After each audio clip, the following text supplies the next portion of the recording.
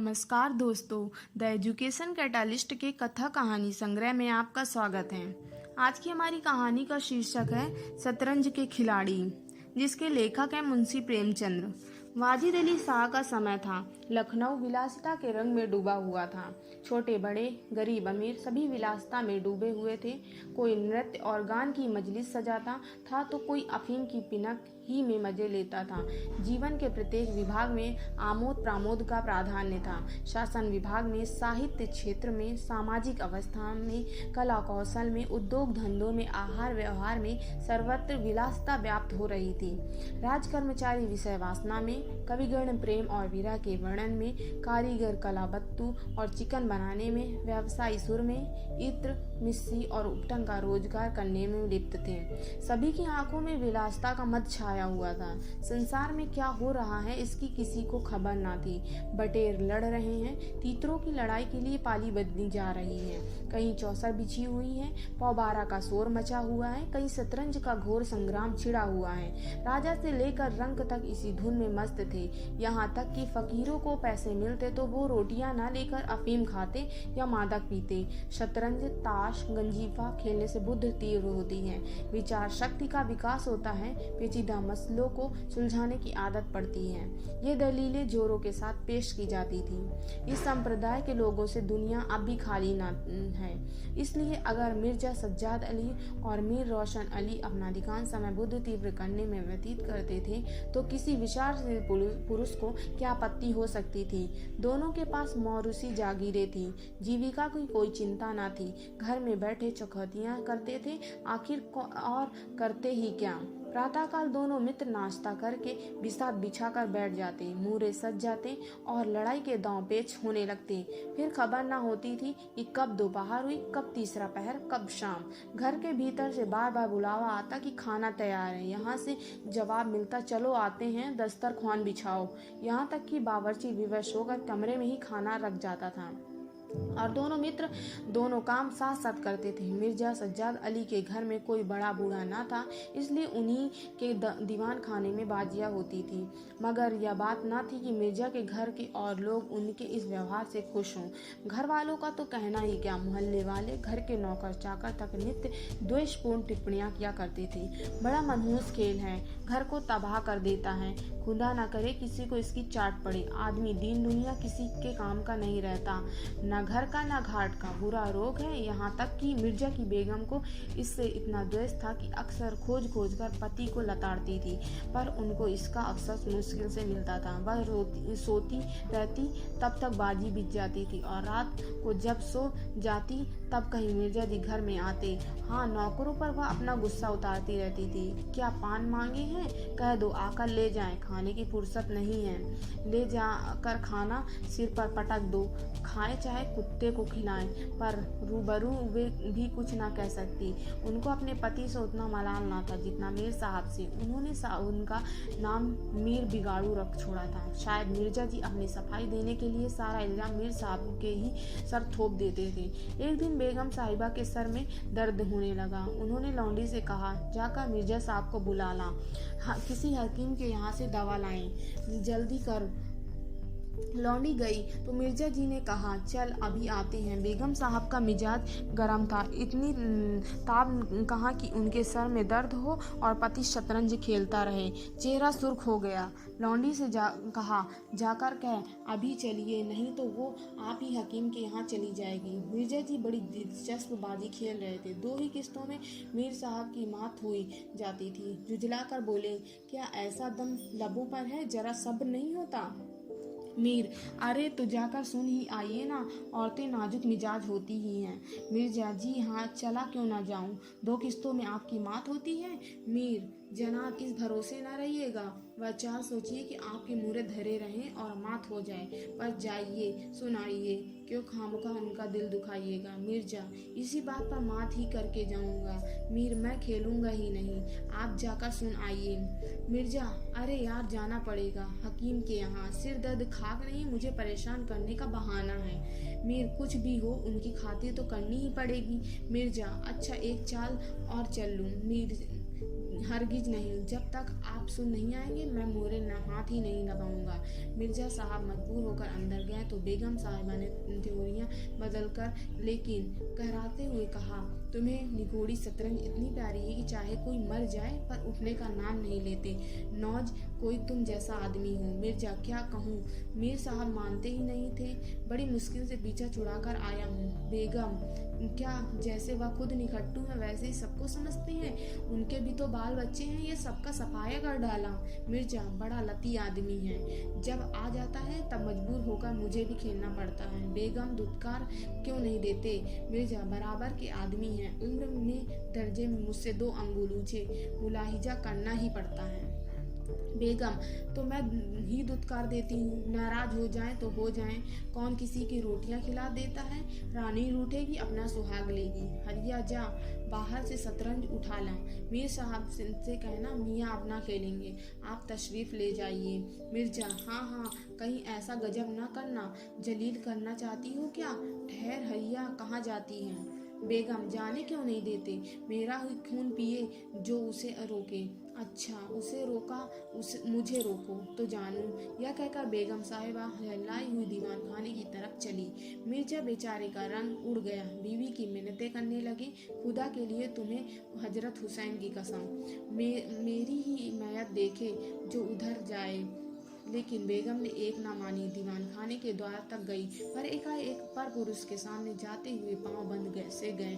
भीतर झांका, संयोग से कमरा खाली था। मीर साहब ने 1-2 मुहरे इधर उधर कर दिए थे और अपनी सफाई जताने के लिए बाहर टहल रहे थे। फिर क्या था, बेगम ने अंदर पहुंचकर बाजी उलट दी। मुहरे कुछ तख्त के नीचे फेंक दिए, कुछ बाहर और किवाड़ के अंदर से बंद करके कुंडी लगा दी। मीर साहब दरवाजे पर तो थे ही, मुहरे बाहर फेंके जाते देखे। चूड़ियों की छनक की भी कान में पड़ी। फिर दरवाजे बंद हुआ तो समझ गए बेगम साहिबा बिगड़ गई। चुपके से घर की राह ली। मिर्जा ने कहा, तुमने गजब किया। बेगम अब मीर साहब इधर आइए तो खड़े खड़े निकलवा दूंगी।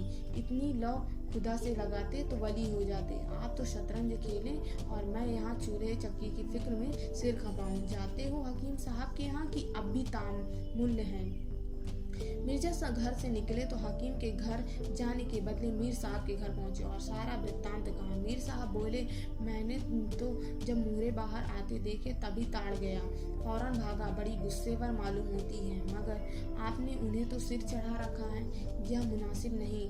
उन्हें इससे क्या मतलब कि आप बाहर क्या करते हैं? घर का इंतजाम करना उनका काम है, दूसरी बातों से उन्हें क्या सरोकार? मिर्जा खैर यह तो बताइए अब कहाँ जमा होगा? मीर इसका क्या गम है, इतना बड़ा घर पड़ा हुआ है, बस यहीं जमे। मिर्जा लेकिन बेगम साहिबा को कैसे मनाऊंगा? घर पर बैठा रहता था तब तो इतनी बिगड़ती थी, यहाँ बैठक होगी तो शायद जिंदा न छोड़ेगी। मीर अजीब बकने भी दीजिए, 2-4 रोज में आप ही ठीक हो जाएगी। हाँ आप इतना कीजिए कि आज से जरा तन जाइए। राज्य में हाहाकार मचा हुआ था, प्रजा दिन दहाड़े लूटी जाती थी, कोई फरियाद सुनने वाला ना था। देहातों की सारी दौलत लखनऊ में खींची जाती थी और वह वेश्याओं में, भाड़ों में और विलासिता के अन्य अंगों की पूर्ति में उड़ जाती थी। अंग्रेज कंपनी का ऋण दिन दिन बढ़ता जाता था, कमली दिन दिन भीग कर भारी होती जाती थी। देश में सुव्यवस्था न होने के कारण वार्षिक कर भी वसूल न होता था। रेजिडेंट बार बार चेतावनी देता था, पर यहाँ तो लोग विलासिता के नशे में चूर थे, किसी के कानों पर जू ना रेंगती थी। खैर मीर साहब के दीवान खाने में शतरंज होते कई महीने गुजर गए। नए नए नक्शे हल किए जाते, नए नए किले बनाए जाते, नित्य नई व्यू रचना होती। कभी कभी खेलते खेलते झौड़ हो जाती, तू मैं की नौबत आ जाती, पर शीघ्र ही दोनों मित्रों में मेल हो जाता। कभी कभी ऐसा भी होता कि बाजी उठा दी जाती, मिर्जा जी रूठ कर अपने घर चले जाते।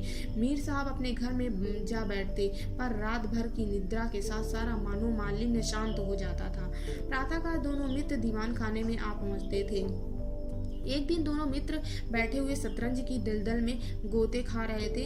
इतने में घोड़े पर सवार एक बादशाही फौज का अफसर मीर साहब का नाम पूछता हुआ आ पहुंचा। मीर साहब के होश उड़ गए। यह क्या बला सिर पर आई? यह तलबी किस लिए हुई है? अब खैरियत नजर नहीं आती। घर के दरवाजे बंद कर लीजिए। नौकरे से बोले, कह दो घर में नहीं है। सवार, घर में नहीं तो कहाँ है? नौकर, यह मैं नहीं जानता, क्या काम है? सवार, काम तुझे क्या बताऊंगा हुजूर, मैं तलबी हैं साहब, शायद फौज के लिए कुछ सिपाही मांगे गए हैं। जागीरदार है कि दिल लगी, मोर्चे पर जाना पड़ेगा तो आटे दाल का भाव मालूम हो जाएगा। नौकर, अच्छा तो जाइए, कह दिया जाएगा। सवार, कहने की बात नहीं है, मैं कल खुद आऊंगा, साथ ले जाने का हुक्म हुआ है। सवार चला गया। मीर साहब की आत्मा कांप उठी। मिर्जा जी बोले, कहिए जनाब, अब क्या होगा? मिर्जा, बड़ी मुसीबत है, कहीं मेरी तलबी भी ना हो। मीर कमबख्त कल फिर आने को कह गया है। मिर्जा, आफत है और क्या, कहीं मोर्चे पर जाना पड़ा तो बेमौत मारे जाएंगे। मीर, बस यही एक तदबीर है कि घर पर मिलो ही नहीं। कल गोमती पर कहीं वीराने में नक्शा जमी, वहाँ किसे खबर होगी? हजरत आकर आप लौट जाएंगे।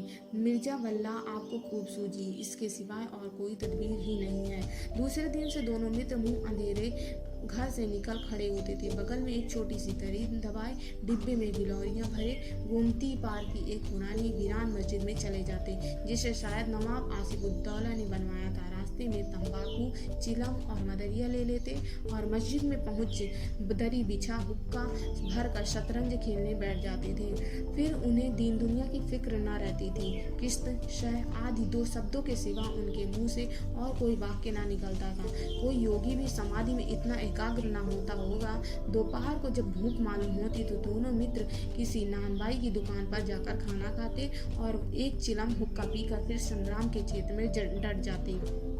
कभी कभी तो उन्हें भोजन का भी ख्याल न रहता था। देश की राजनीति दशा भयंकर होती जा रही थी। कंपनी की फौजें लखनऊ की तरफ बढ़ रही थी। शहर में हलचल मची हुई थी। लोग बाल बच्चों को लेकर देहातों में भाग रहे थे, पर हमारे दोनों खिलाड़ियों की इसकी जरा भी फिक्र न थी। वे घर से आते तो गलियों में होकर डर था कि कहीं किसी बादशाही मुलाजिम की निगाह न पड़ जाए जो बेकार में पकड़े जाएं। हजारों रुपए सालाना की जागीर मुफ्त ही हजम करना चाहते थे। एक दिन दोनों मित्र मस्जिद के खंडहर में बैठे हुए शतरंज खेल रहे थे। मीर साहब की बाजी कुछ कमजोर थी। मिर्जा साहब उन्हें किस्त पर किस्त दे रहे थे। इतने में कंपनी के सैनिक आते हुए दिखाई दिए। वह गोरों की फौज थी जो लखनऊ पर अधिकार जमाने के लिए आ रही थी। मीर साहब बोले, अंग्रेजी फौज आ रही है, खुदा खैर करे। मिर्जा, आने दीजिए, किस्त बचाइए या किस्त। मीर, जरा देखना चाहिए, यहीं आड़ में खड़े हो जाएं। मिर्जा, देख लीजिएगा, जल्दी क्या है? फिर किस्त। मीर, तो खाना भी है, कोई 5,000 आदमी होंगे। कैसे कैसे जवान है, लाल बंदरों के से मुंह सूरत पर देखकर खौफ मालूम होता है। मिर्जा, जनाब हिले ना कीजिए, ये चकमे किसी और को दीजिएगा या किस्त। मीर, आप भी अजीब आदमी हैं, यहाँ तो शहर पर आफत आई हुई है और आपको किस्त की सूझी है। कुछ इसकी भी खबर है कि शहर घिर गया तो कैसे घर चलेंगे? मिर्जा, जब घर चलने का वक्त आएगा तो देखा जाएगा या किस्त। बस अब की शह की मात है। और निकल गई। 10 बजे का समय था। फिर बाजी बिछ गई। मिर्जा, आज खाने की कैसे ठहरेंगे? मीर, आज तो रोजा है, क्या आपको ज्यादा भूख मालूम होती है? मिर्जा, जी नहीं, शहर में न जाने क्या हो रहा है। मीर, शहर में कुछ ना हो रहा होगा, लोग खाना खा कर आराम से सो रहे होंगे। हुजूर नवाब साहब भी ऐशगाह में होंगे। दोनों सज्जन फिर जो खेलने बैठे तो 3 बज गए। अब की मिर्जा जी की बाजी कमजोर थी। 4 का गजर बज ही रहा था कि फौज की वापसी की आहट मिली। नवाब वाजिद अली पकड़ लिए गए थे और सेना उन्हें किसी अज्ञात स्थान को लिए जा रही थी। शहर में ना कोई हलचल थी, ना मारकाट, ना एक बूंद भी खून नहीं गिरा था। आज तक किसी स्वाधीन देश के राजा की पराजय इतनी शांति से इस तरह खून बहे बिना हुई होगी, यह वह अहिंसा न थी जिस पर देवगण प्रसन्न होते हैं। यह वह कायरपन था जिस पर बड़े बड़े कायर भी आंसू बहाते हैं। अवध के विशाल देश का नवाब बंदी चला जाता था और लखनऊ ऐश की नींद में मस्त थी। यह राजनीतिक अधःपतन की चरम सीमा थी। मिर्जा ने कहा, हुजूर, नवाब साहब की जालिमों ने कैद कर लिया है। मीर, होगा, यह लीजिए शाह। मिर्जा, जनाब जरा ठहरिए, इस वक्त इधर तबीयत नहीं लगती। बेचारे नवाब साहब इस वक्त खून के आंसू रो रहे होंगे। मीर, रोया ही चाहे, वह ऐस वहाँ कहाँ नसीब होगा या किस्त। मिर्जा, किसी के दिन बराबर नहीं जाते, कितनी दर्दनाक हालत है। मीर, हाँ सो तो है ही, या लो फिर किस्त। बस अब की किस्त में मात है, बच नहीं सकते। मिर्जा, खुद की कसम, आप बड़े बेदर्द हैं। इतना बड़ा हादसा देखकर भी आपको दुख नहीं होता? हाय गरीब वाजिद अली साहब। मीर, पहले अपने बादशाह को तो बचाइए, फिर नवाब साहब का मातम कीजिएगा। यह किस्त और यह मात, लाना हाथ। बादशाह को लिए हुए सेना सामने से निकल गई। उनके जाते ही मिर्जा ने फिर बाजी बिछा दी। हार की चोट बुरी होती है। मीर ने कहा, आइए नवाब साहब के मातम में एक मरसिया कर डाले। लेकिन मिर्जा की राजभक्ति अपनी हार के साथ लुप्त हो चुकी थी। वे हार का बदला चुकाने के लिए अधीर हो रहे थे। शाम हो गई। खंडहर में चमगादड़ों ने चीखना शुरू किया। अबाबीलें आ आकर अपने अपने घोंसलों में चिमटी, पर दोनों खिलाड़ी डटे हुए थे, मानो दो खून के प्यासे सुरमा आपस में लड़ रहे थे। मिर्जा 2-3 बाजियां लगातार हार चुके थे। इस चौथी बाजी का रंग भी अच्छा ना था। वो बार बार जीतने का दृढ़ निश्चय कर संभल कर खेलते थे, लेकिन एक चाल ऐसी बेढक आ जा पड़ती थी जिससे बाजी खराब हो जाती थी। हर बार हार के साथ प्रतिकार की भावना और भी उग्र होती थी। उधर मीर साहब मारे उमंग के गजले गाते थे, चुटकियां लेते थे, मानो कोई गुप्त धन पार गए हों। मिर्जा जी सुन कर जुझलाते और हार की झेप को मिटाने के लिए उनकी दाद देते थे, पर जो बाजी कमजोर पड़ती थी, धैर्य हाथ से निकल जाता था। यहाँ तक कि वो बात पर झुंझुनाने लगे, जनाब आप चाल बदला ना कीजिए। या क्या कि एक चाल चले और फिर उसे बदल दिया। जो कुछ चलना हो एक बार चल दीजिए। यह आप मुहरों पर हाथ क्यों रखते हैं? मुहरों को छोड़ दीजिए। जब तक आपको चाल ना सूझे मुहरा छुइए ही नहीं। आप एक चाल आधे घंटे में चलते हैं, इसकी सनद नहीं। जिसे एक चाल चलने में 5 मिनट से ज्यादा लगे, उसकी मात समझी जाए। फिर आपने चाल बदली, चुपके से मुहरा वहीं रख दीजिए। मीर साहब का फर्जी पिटता था। बोले, मैंने चाल चली ही कब थी? मिर्जा, आप चल चुके हैं, मुहरा वहीं रख दीजिए, उसी घर में। मीर, उस घर में क्यों रखूं? मैंने हाथ से मुहरा छोड़ा ही कब था? मिर्जा, मुहरा अब कयामत तक ना छोड़े तो क्या चाल ही ना होगी? फर्जी पिटते देखा तो धांधली करने लगे। मीर, धांधली अब करते हैं, हार जीत तकदीर से होती है, धांधली करने से कोई नहीं जीतता। मिर्जा, तो इस बाजी में आपकी मात हो जाएगी। मीर, मुझे कोई मात होने लगी? मिर्जा, तो आप मुहरा उसी घर में रख दीजिए जहाँ पहले रखा था। मीर, वहाँ क्यों रखूं? नहीं रखता। मिर्जा, क्यों ना रखिएगा? आपको रखना होगा। तकरार बढ़ने लगी। दोनों अपनी अपनी टेक पर अड़े थे। ना यह दबता था ना वह। अप्रासंगिक बातें होने लगी। मिर्जा बोले, किसी से खानदान में शतरंज खेली होती तब तो इसके कायदे जानते। वे हमेशा घास छीला करते थे। आप शतरंज क्या खेलिएगा? रियासत और ही चीज है। जागीर मिल जाने से ही कोई रईस नहीं हो जाता। मीर, क्या घास आपके अब्बाजान छीलते होंगे? यहाँ तो पीढ़ियों से शतरंज खेलते चले आ रहे हैं। मिर्जा, अजी जाइए भी गाजीउद्दीन हैदर के यहाँ बावर्ची का काम करते उम्र गुजर गई, आज रईस बनने चले हैं। रईस बनना कुछ दिल्लगी नहीं है। मीर, क्यों अपने बुजुर्गों के मुंह कालिक लगाते हो? वे ही बावर्ची का काम करते होंगे। यहाँ तो हमेशा बादशाह के दस्तरखान पर खाना खाते चले आए हैं। मिर्जा, अरे चल चरकटे, बहुत बढ़ चढ़कर बातें ना कर। मीर, जबान संभालिए वरना बुरा होगा।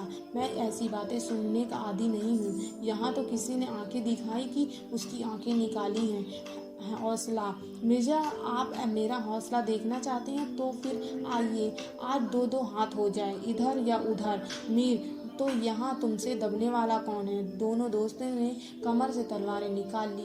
नवाबी जमाना था, सभी तलवार पेशकब्ज कटार वगैरह बांधते थे। दोनों विलासी थे पर कायर न थे।